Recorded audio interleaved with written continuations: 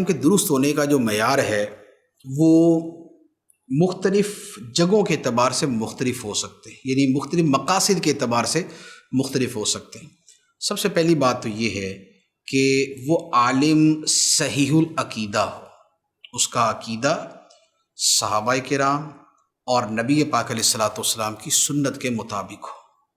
تو پہلے نمبر پہ اس کا عقیدہ درست ہونا ضروری ہے، اللہ کے نبی صلی اللہ علیہ وآلہ وسلم سے سچی محبت کرنے والا ہو، تعظیم کرنے والا ہو، نبی پاک علیہ الصلوۃ والسلام کے جملہ صحابہ سے دل و جان سے محبت کرنے والا ہو اور آپ کی تعظیم کرنے والا ہو، اور اسی طرح اہل بیت کے ساتھ دل و جان سے محبت کرنے والا ہو، اولیاء کرام کو ماننے والا ہو، ائمہ مجتہدین کو ماننے والا ہو، اور اسی طرح جو بزرگان دین ہیں ان کو بھی ماننے والا ہو۔ تو یہ جو بندہ ہوگا، یہ پہلی شرط ہے عالم کے قابل قبول ہونے کے لیے، ایسا عالم مقبول ہے۔ ان میں سے کوئی ایک شے بھی ادھر ادھر ہو تو آپ اس کو سائڈ میں کر دیں اور خود اس سے سائڈ میں ہو جائے۔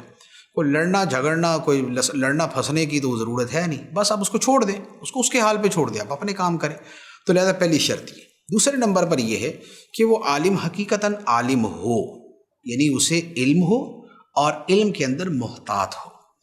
علم نہیں ہے ویسے عالم مشہور ہے، یا عالم ہے لیکن محتاط فی الدین نہیں ہے کہ دین کے معاملات کے اندر بے پرواہ سا آدمی ہے، تو لہذا اس کی صحبت سے بھی دور رہنا چاہیے۔ تیسرے نمبر پہ یہ ہے کہ وہ باعمل بھی ہو۔ بے عمل ہوگا تو اس کی صحبت نقصان دے گی، اس کے پاس بیٹھ کے عمل کی دولت نہیں ملے گی، بے عملی کی نحوست ملے گی۔ تو یہ بنیادی سی شرطیں۔ اچھا، اب اس کے علاوہ مزید کچھ چیزیں ہیں، ان کا آدمی تھوڑا سا پاس لحاظ کرے۔ وہ یہ ہے کہ دیکھیے، ایک ہوتا ہے کہ کسی کے ذریعے ہم نے اپنے عقیدے کی اصلاح کرنی ہے تو عقیدے کی حد تک اس سے تعلق ہو، اس سے آگے نہ ہم اس سے بات کریں، نہ پوچھیں، اور نہ معاملات کے اندر انوالومنٹ کریں۔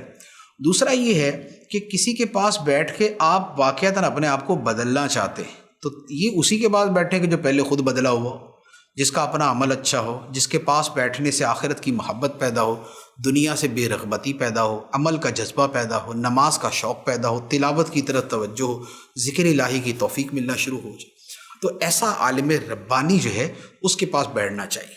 باقی یہ جو آج کل ہمارے ہاں ایک نیا ٹرینڈ چل گیا نا کہ ذوق کے اوپر ہم عالم کی تعیین کرتے ہیں، ہمارا ذوق اگر شدید ہے تو ہمیں وہی عالم پسند ہے کہ جس کے ہر وقت جذبات کے اندر بھڑکتا رہے، اور جو آپ کو جذبات والا عالم نہ ملے تو ہمیں وہ پسند ہی نہ ہو، یا اگر ہم بہت ٹھنڈے مزاج کے ہیں تو ہمیں جذبات والا ناپسند ہو جائے۔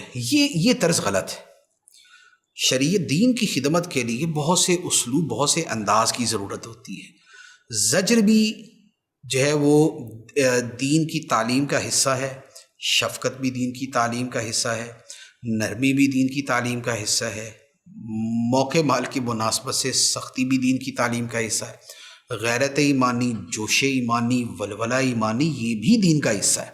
تو لہٰذا جو اپنی حدود میں رہ کے ان پہ عمل کر رہا ہے وہ سارے اچھے ہیں، جبکہ عقیدہ اس کا درست ہو۔ تو یہ اسی طرح اچھا، تو یہ ایک ذوق کے اوپر تعین کرنا یہ ٹھیک نہیں ہے۔ دوسرے نمبر پہ پارٹی بازی کے اوپر یہ نہیں ہونا چاہیے کہ جناب اگر ہمارا تعلق کسی خاص سے ہے تو لہذا اب اس کے مد مقابل ہر بندے سے ہم تعصب والا رویہ اختیار کریں۔ نبی پاک علیہ الصلوۃ والسلام نے فرمایا لا عصبیۃ فی الاسلام، اسلام کے اندر تعصب نہیں ہے۔ یہ نہیں ہے کہ میں فلاں اپنی اس تعلق کی وجہ سے میں اس کا ساتھ دوں گا، خواہ وہ حق پہ ہو یا باطل پہ ہو۔ اب یہ تعصب زبان کا ہو، یہ تعصب صوبے کا ہو، یہ تعصب قوم کا ہو، یہ تعصب رنگ کا ہو، یہ تعصب قومیت نسل کا ہو، برادری کا ہو، یا کوئی اور ہو، تعصب جو ہے وہ جائز نہیں ہے کہ آدمی تعصب کی وجہ سے کسی کا ساتھ دے، خواہ وہ حق پہ ہو یا باطل پہ ہو۔ یہ نہیں، حق کا ساتھ دینا ہے، اور حق کیا ہے؟ حق قرآن ہے، حدیث ہے، دین ہے، اسلام ہے، شریعت ہے، یہ حق ہیں، ہم نے ان کا ساتھ دینا ہے۔